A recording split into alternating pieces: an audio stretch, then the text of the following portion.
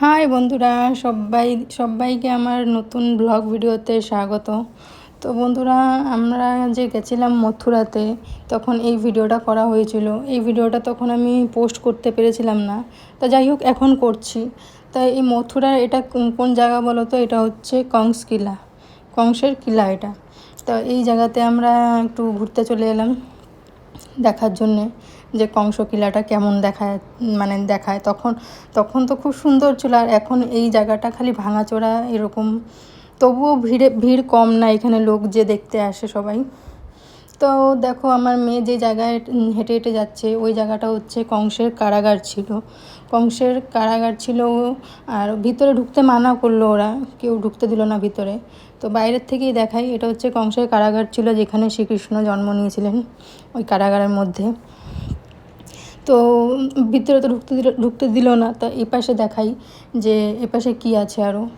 তা দেখো, হেঁটে হেঁটে আমি একটু সামনের দিকে চলে গেলি, ওখানে একটা গোল মতন সার্কেল করা আছে ওই জায়গাটাতে।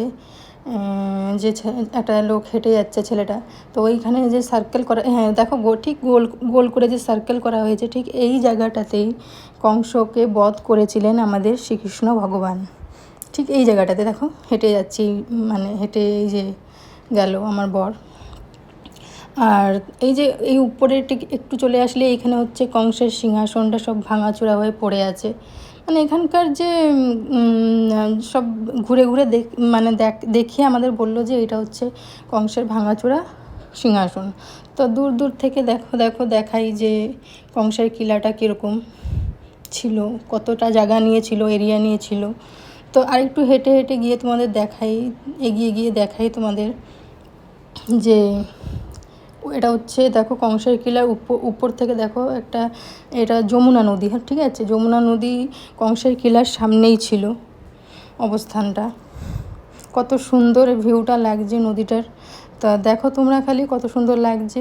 আর ভিডিওটা কেমন লাগলো অবশ্যই একটু লাইক কমেন্ট করে বলে দিও। বাই, সবাইকে গুড বাই।